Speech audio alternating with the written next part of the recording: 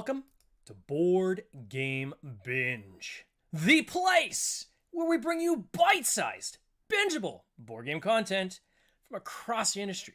I'm your host, James Staley, and in this episode, we're chatting with Marie Wong from Hot Banana Games, publishers of the wildly successful Steam Up. Their newest title, Moon Bunny, is currently on Kickstarter. Marie, welcome to the binge. How you doing? Good. I love the energetic, exciting introduction. Thank you. I gotta keep it exciting, right? Like you gotta keep the energy with a name like Hot Banana Games. Yes. You can't expect anything but like full energy going into this, right? Yes, so we gotta keep it hot, right? Well, welcome. I know your partner in crime couldn't make it today, so I'll have you speak on behalf of yourself and Pauline, but it is such a pleasure to have you on this podcast. I was just saying before we went on air, and this is the first time you and I have met, but before we went on air, my brother actually backed Steam Up, and he was really excited about that game, and I was watching that campaign like a hawk because, you know, as a publisher myself, I like to kind of keep an eye out on what's going well and where people are doing things right. That campaign was clearly an example of how to do things right. I hope we can talk about it on today's podcast. And then when I saw you guys had another game coming, this Moon Bunny, I thought, oh my gosh, let's get into it. I haven't had Hot Banana on the podcast yet. I didn't want to talk about it. So thank you so much for joining us. But let's start off with Hot Banana. Where did this name come from? Hot banana. So like if some of you might already know, banana is actually like a slang or describing usually Asian Canadians or Oh, Asian okay. yeah, where like we usually speak English, but then we have an Asian background. And so that's what we how Oh we my describe God. us as banana. This is the But what? The white on the inside, yellow on the outside? Is that kind yeah, of the kind of whole like that. Yeah. slang? Oh my gosh. Okay. Yeah, like so it's don't don't please don't tell anyone that oh you're a banana. Don't do that. Yeah, no, But no, we no. as well refer ourselves as banana, which is Sure. okay. And then hot is just because me and Pauline is hot ladies. Yeah, So sassy. I like it. so that's how so that's how it banana games become our name. And Wow. yeah, that's how it came to be really the name. I would not have guessed, but well, it's interesting to kind of get the background and good for you to embrace that.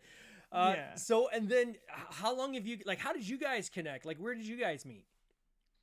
So we meet during like just friends gathering with we played badmintons a lot back then, Okay, yeah. and then slowly Pauline kind of inject me with all these board games and like I like before I started playing board games I actually play a lot of video games so Mm, I'm a gamer. yeah. I'm a pro gamer. No, just kidding.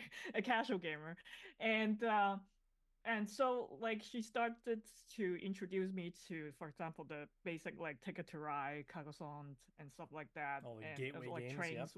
Yeah, one of those like basic like beginner games, and I started to get into it because I didn't know there's so many modern board games out there back then. My knowledge back then is only still like Monopoly and then Catan. Yeah. Those are the things that I'm familiar with. And yeah, she's slowly trying to get me into it. And then we start gathering with playing board games. And slowly but surely, and then we start talking about like, oh, maybe we can design a board game. It the conversation kind of started is because we saw a drawing on Pauline's like board game table, Yep. and with dim sum, right? Hmm. Like she back in elementary school, she draw like her favorite food, and then that's the dim sum drawing on her table, right? And then at the same time, we're wondering why like we play so much board games now, but we don't see a lot of authentic Asian themed board games out there, Yeah. especially in English. Hmm. And so then we got into the conversation of we can start designing a board game, and Is that's there how it. a difference, like when you say like a traditional Asian board game? Mm-hmm, mm-hmm. There's obviously thematically, right? So like Yeah. saying culturally, thematically, you know, Asian theme type games. But is there any kind of mechanical styles or Mm. approaches to games that you find culturally are different in Asia than say North America or even Europe? Uh, I'll say, how would I tell if something is not as authentic?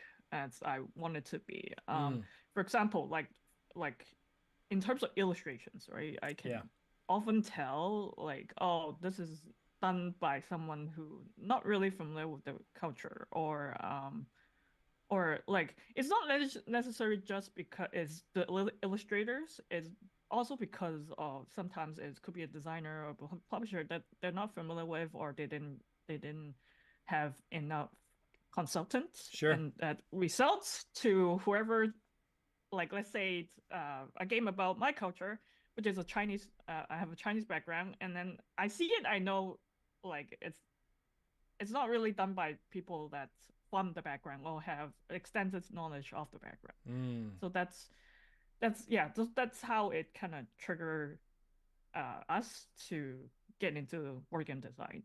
Yeah. It always surprises me when I'm surprised, but it shouldn't surprise me. I guess is the way to say it. But Yeah. like I think back to like when I was as a publisher, obviously you try to take your games around the world, right? And you'll Mm, go to other mm, countries and say, hey, are you interested in localizing this game? yeah. And what I ran into when I was dealing with like Chinese publishers specifically, Mm-hmm. every single one of them would say, can we redo the art? Right. We need this to work in China. And I Yes. was like, oh, okay. Like it looks cute to us and we think it looks great, but like, what do you Mm-hmm. mean? They're like, well, we think we need like a Chinese artist to take, and they have trouble Right. kind of describing what they want to change, Yeah. but for sure they want to change it because there's a specific style that they know works well Mm-hmm. in their local market. And this is where it's like, I shouldn't be surprised because that's the same as if you take, I've had cases where I've had Chinese manufacturers bring their games to me and say, hey, this is a game we've created. Mm-hmm. And, would you be interested in launching this in North America? And I say the same thing. I say, okay, but I think I need to kind of North Americanize this, Right. some of the gameplay and some of the artwork and things like that. Even the mechanics I find are kind of how they approach the mechanics are a little bit different depending on the countries you go to. And that's why you have like Euro styles and American style games and so forth. So it's interesting to kind of see that influence and good for you to say, hey, you know what? Um, we need to kind of take on behalf of our culture, a authentic way of approaching these games so that Mm. it reflects us properly, which I think is pretty cool. Yeah, and that is why we tend to work with artists who has that kind of background too. So for Yeah. example, for Moon Bunny, in this case, we're working with Chinese Canadian artists. Mm-hmm. So she both have she's been living in Canada for a long time, and so she has that influence and also had the Chinese background influence. So I think that combination kind of works with our game and how and our our purpose of designing games is to introduce um some of these culture elements to, let's say, North America, for example, Yeah. right? So like that combination and plus our background kind of works like that, and I think that's how Steam Up kind of becomes successful, and hopefully also move money. So Yeah, I mean, Steam Up. Where did it end up landing? Wasn't it around like $500,000 that you guys end up funding on that campaign? yeah, around that, yeah, Well, yeah. was that a surprise to you? Like, were you guys surprised with Oh that? yeah, absolutely. Yeah, we did not expect that at all. Like even I remember first day the adrenaline was running like crazy. Like we like it was our first campaign, right? So we didn't really know Yeah. like what to expect. Um and we just expected the first day to be funded. And I think it was like 40,000 Canadian dollars. Right. That's the goal. And then we shoot out to 6 digit the first day. So Wow. imagine the excitement, the adrenaline out there, and then we're like pouring. A lot of comments are pouring in, and then we kind of like, oh shit, we need to reply to the comments, and then we kind of start stressing out afterwards. But yeah, it was crazy. And The first what do you day, attribute to especially. that success? Like, why do you think it took off as well as it did? Was it something Yeah. specifically you guys did in the planning going into it? Was it one of these kind of rare viral Mm. moments? What was it that you think you can attribute to kind of it taking off as well as it did? I think it's a mixture of both, really. Um, One, the theme is very popular. I Yeah. think, especially among Asian people, and also it's a well known like kind of cuisine, right? Everybody knows like even if you're not familiar, you heard of what dim sum is, right? Yeah. So and then the game has a crazy paper presence, of course, with the steamer baskets you can stacking up, and also the squishy pieces, the dim sum pieces. It just instantly attracts you to look at the game Mm-hmm. and want to learn more about it, right? And then and then I think it comes to a trend that like a lot of Asian people specifically who lives outside of the country original where the original country is, they want to connect back to our culture, especially uh, like people who are around my age, which is like to from like 30 to even 50 years old, kind of Yeah. like they want to go back to the culture there where they are original from, and then they want to connect it back to yeah their own. So like I find this is a it has been a trend for a long time, right? Yeah. Especially they starting to have two kids, and people starting to have kids, they want their kids to also connect back to the culture, learn. For example, for me, like I want my child to learn Chinese instead of just English, right? Yeah. So yeah, yeah, I think yeah those combination kind of fuel the success of Steam Up, I think. And then your background's going in. So Pauline is like a nurse, right? And then is it you? Yeah. Is your job the UI UX? Yes. Yeah, expert, right? Yeah. So Pauline is a nurse, so she's very good at talking to people and comforting them. Sure. And for me, I'm more like the behind the scene kind of person who wants who yeah, as I said, I have a background of designing to begin with, Yeah. so it's very easy for me to have transition skills to design board games Yeah, I was because the gonna design say. process is very similar to design board games. And then how was the learning curve when it comes to like sourcing of production and things like that? Like, was this something that obviously a lot of games are made, or most games are made in Hmm. China, right? So you would, Hmm. I think, have a leg up there, right? A, being Yeah. able to speak the language, and B, maybe get to the right people you need to get to in terms of contacts.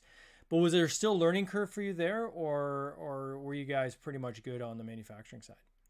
Definitely. Like I have experience talking to like printing companies, Sure. like nothing like local printers, like for Mm. example, printing business cards or like flyers and stuff like that. So the file prepping is similar for Mm. manufacturing, Yep. but at the same time, I have no clue about manufacturing, like an actual physical product. Like, how do you manufacture a miniature, for example? I have Yeah. no idea back then, right? So we still requires a lot of learning. So we talked to a lot of manufacturer, got a lot of sample blocks back then, um, like just get a feel of different paper, different weights, and learn about what how molding works, for example. Um, so like there's always something I'm still learning. For example, like for Moon Bunny, this campaign we actually working with acrylics. So this is something that I never worked with before, Mm. and so it's yeah. There every time I work with a different material, like I learned, got to work with the manufacturer to just test out, sending, getting samples, and talking to them, and so yeah, it's I'm still learning. It's like these lifelong journeys, isn't it? Like I find even now after doing a number of games, it's still something I'm like, oh, okay, I didn't know that. That's a good learning. Or some things you think you knew, and then you start getting exposed to, other manufacturers and things like that, and you realize there's a lot that you didn't know that maybe even you originally thought you did, right? Yeah. That's why I think it's important to every campaign. We need to kind of refresh ourselves. Like, there's always new technology coming out too, right? For example, right now, recycling materials is Mm. it's going into the trend. So there's always something new every time. Like most people would do a campaign like every 2 years or something. Like lots of changes during that time, right? So Oh, a yeah, ton. Yeah, yeah. and being on the kind of the forefront of that. So like when you're talking about the recycled materials, some of them are like these trays, right? So Hmm. classic plastic thermoform trays are now starting to be Yeah. replaced with like I think it's like this pulp material they use, this plant based, and still because it's rather new, it's very expensive, right? Right. Yeah. So doing the math on that, saying okay, do we go this path? But if we don't have the numbers, right, the volumes to justify those molds, we're in a bit of trouble, right? So you're almost having to kind of gauge when is the right time to get into some of these new manufacturing techniques and so forth. Especially if it's a newer company, right? Yeah, especially. So like yeah, and it's interesting just learn about it, and it get me excited actually when I Yeah. see, oh, so this board game is using this kind of material. So now now I open a board game like before I do publishing, I'll be like, oh, this is this component, like, oh, they have a miniature in there, right? Yeah. But now when I open a board game, it's like, oh, this box is nice. This is like 2 mm. The card weight is 300 GSM. Like it's a whole different perspective when I open a board game now. Yeah, it always drives people nuts at game night with me because I'll open up a game and if there's no insert or organization, it drives me absolutely batty because it's like Right. it's not hard to do an insert, right? Like at the Yeah. very least, like a thermoform insert is probably the easiest thing to do and the cheapest, right? Like why are you mad at your backers? Why aren't you giving me an insert, right? Or Yeah. inside lid printing, which is like a few cents extra a copy. It gives so much more presence to the game, Right. but I'm still shocked that most game producers still don't do this, right? So Hmm. these little things that, yeah, as you're kind of going along with it, you're like, wow, why wouldn't they do this? Now that I know and I've seen the other side, this isn't really that big of a deal. Like this could have just taken a smidge more effort. They could have made this even better, right? Yeah. Yeah. So Yeah. with Sometimes not even something that like normal board gamer would not realize, yeah, but then you kind of see it, and then you like, hey, why don't they do that? Yeah. my favorite ones actually are the ones where someone assumes it costs a lot of money and and being on the inside, it doesn't cost a lot. So that's value now you can give to your backer Hmm. at virtually no cost, right? Where they appreciate it because they feel like they're getting, that much more, which they are from their perspective. But if there's like barely any cost increase for you on this side, I mean, it's a pretty easy decision, right? Yeah. Yeah. Exactly. So now with Moon Bunny, how did this come about? And how long have you guys been working on Moon Bunny? We start working on Moon Bunny, I think, right after I think just before we fulfilled Steam Up. So Okay. about 2 years now, I think. And Pauline loves bunnies, right? So she wants our next game to relate to bunnies, Hmm.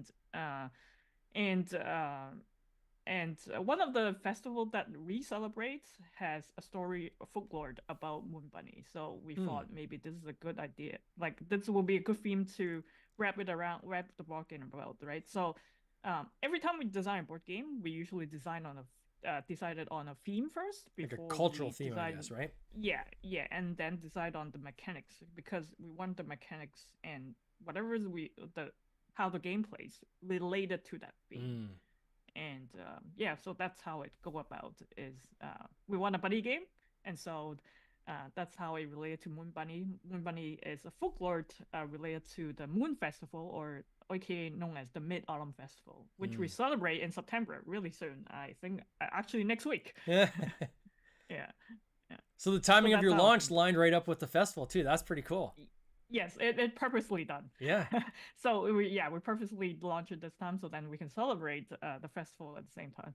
Yeah. That's amazing. I mean, and already you still have 15 days to go, but you're at 100 and I'm gonna put this in Canadian dollars just so the only way I can see it. You and I are both Canadian anyway, so these are Yes. the numbers we look at. But Yeah. it's 100. You're at $142,000 and over Yeah. 1,800 backers, which is just incredible. It's still 15 days to go, so I know you guys are gonna be really happy with where this ends up. The game looks gorgeous. These little moon cakes. Can you talk about the moon cakes and the significance of moon cakes? Because I recently had a Yeah. birthday, and Yeah. my brother's a girlfriend is Chinese, right? And Yeah. literally from like mainland China.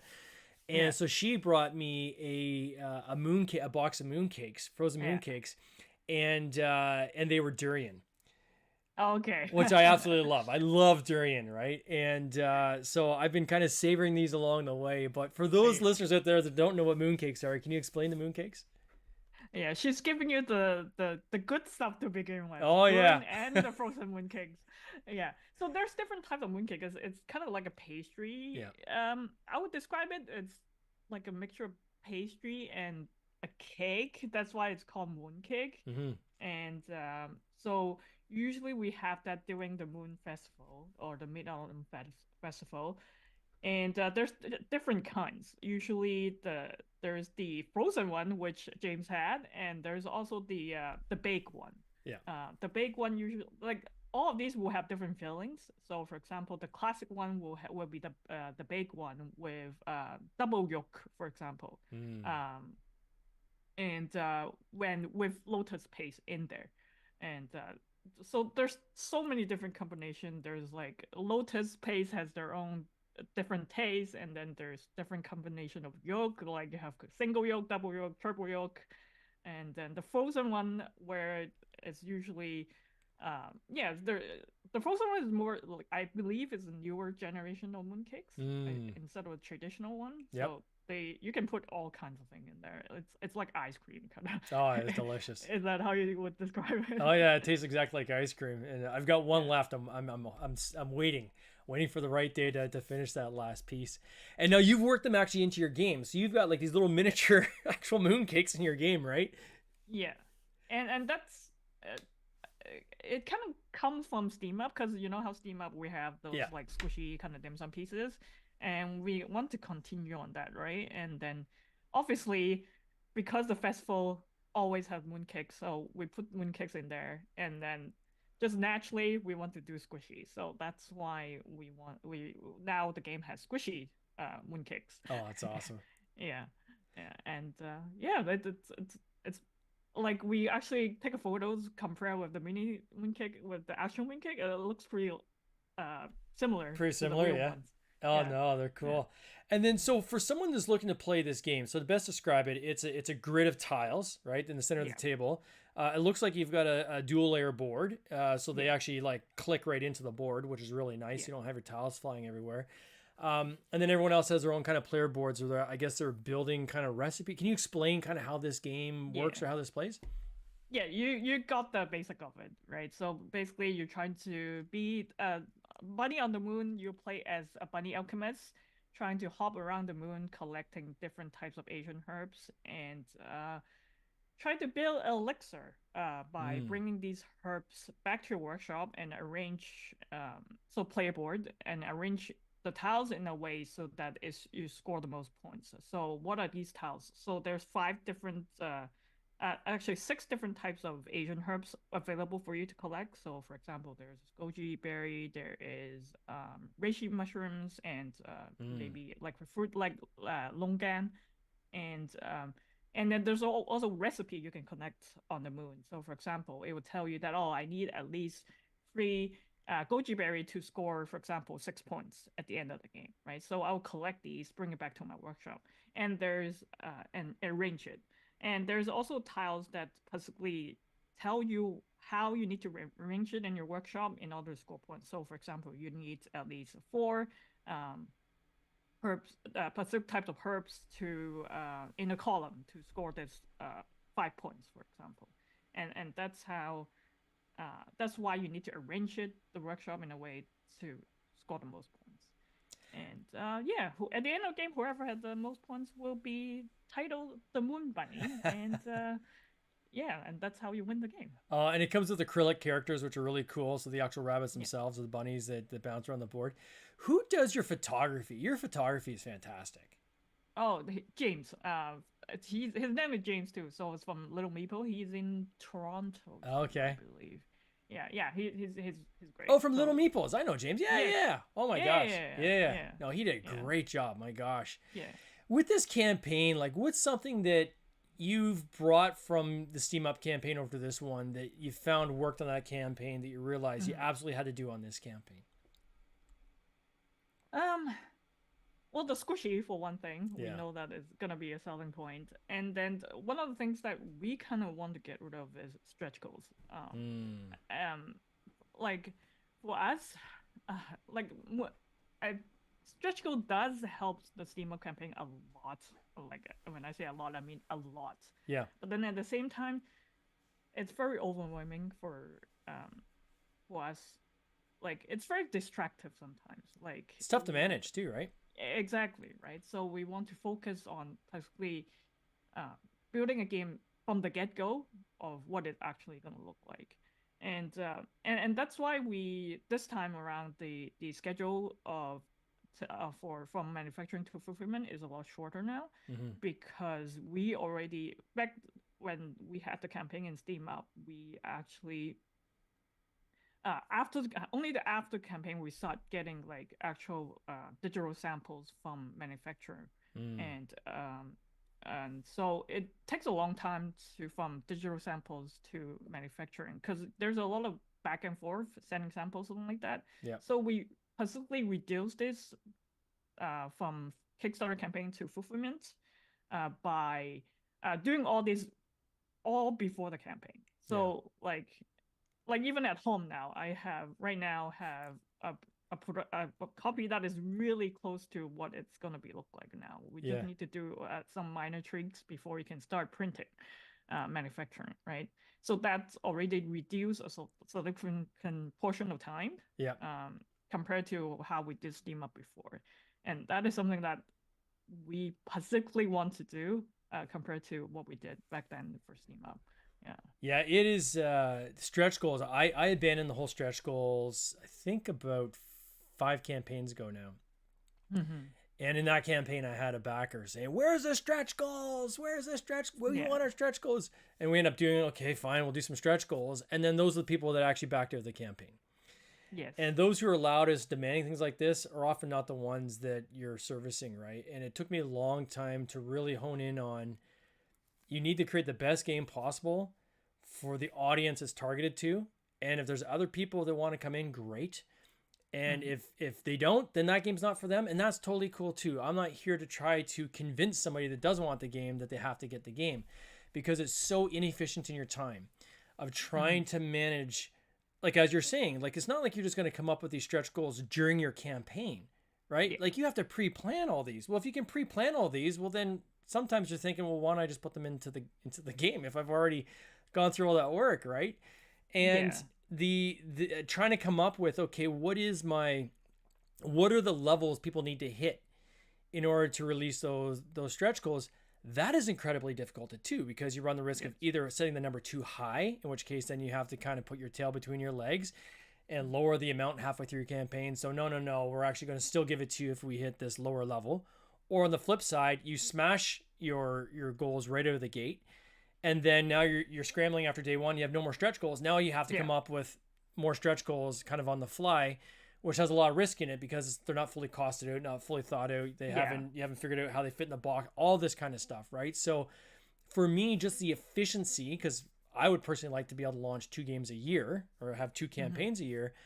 The efficiency of being able to do that is streamlining things and making them as simple as possible, fewer SKUs, fewer pick pack, as easy as possible from the fulfillment and manufacturing side. That is going to be the cleanest campaign for the backers. I often see some of these campaigns that are late also because they have too many things that they've thrown into the campaign at the last minute that they didn't figure out, right? So I'm with you. I'm not the stretch goal guy at all. So we want to just make it simple for people. Yeah. Right? Especially like sometimes we consider, oh, should we add other languages if we have localization partners? Should we add it? But then at the same time, like we just want to focus on the actual English production for now. Yeah. And then localization can always come afterwards, right? And it just simplified the process of ordering for backers, and also simplified the manufacturing process for us to deliver the game. Yeah. So it's make it so much easier. I started doing that with my language as well. Like I had 5 languages I was offering on all my games. Yeah. And it is so difficult to manage the extra SKUs at the warehouse, and then to go to your menu. Like on the last one, had literally one person needed a Portuguese book, one backer. Yeah. Oh, no. Right. So are you going to go and print one book? No, you're not. Right. So then you have to go back to the backer and say, hey, listen, we're going to do this digital. We're still going to honor it. We still have to pay a translator. Like there's still all those costs, and it becomes inefficient. So, I mean, we're moving straight just to digital. So we will still do other languages, but it's going to be in a digital format. It is just, again, holding up the process for the bulk of your backers by trying to do all these kind of iterations and permutations of your game. And like you're saying, that's what localization companies are for. If somebody really has a huge demand for it in Spanish, well, I'm sure there's a Spanish publisher that's willing to take that game and publish it in the Spanish language, right? Yeah, exactly. Especially they are more professional in their languages and in their market, right? So it makes sense to partner up with a partner that is they know what they're doing, and then and work with them together to bring your game to their market. Yeah. So for this, this is your second game as a company. I assume now that you and Pauline are planning to keep going. Like, do you have other things in the works that you can talk about or not talk about, or kind of where do you go from here? Like, what's your plan? Yes. So we actually have one more game that is already planned. It's called Lion Dancer. So it's related to Chinese New Year or Lunar New Year, where the lion dancing and celebrating the New Year. Yeah. And it's actually a game that we recently just won a design award, which is the Canadian Design Award. It was announced in Calgary at the FallCon convention. No way! So, wow, congrats! Yeah, thank you. Yeah, so that was a surprise. We didn't actually plan on announcing the title this early, but then since I already won a reward and you can see the game pretty much. They whoever attended FallCon in Calgary, I think, last month they can actually get to play the game as well, right? So it's still a prototype stage, but then we need to refine it after the competition. Yeah. But yeah, it's getting there, and then we're really excited about bringing Lion Dancer next. Probably sometime, hopefully in 1 to 2 years. But for now, we need to focus on Moon Bunny. And, get it. Well, for people who do want to check out Moon Bunny, I am going to put a link in the show notes. Simply go there. There'll be a link. It takes you right to the Kickstarter page. Or quite frankly, just go to Kickstarter and search Moon and it'll pop up right away if it's not on the For You page, because again, it's a very popular game already. Maria, I want to wish you and Pauline all the best on this campaign. I can't wait to see how this campaign ends for you guys. I'm sure you're going to be extremely happy, and I can't wait to see what comes next. Yeah, thank you for having me, Jim. No worries. You take care. Cheers. Thanks. This has been an episode of the Board Game Binge podcast, hosted by James Staley, produced by James Staley and Mike Bruner, with original music by Nick Smith. If you would like to watch these interviews live, simply subscribe to our YouTube channel, Board Game Binge, and you'll get access to live interviews, giveaways, and interesting board game content from across the industry. I can't wait for you to join us. See you next time.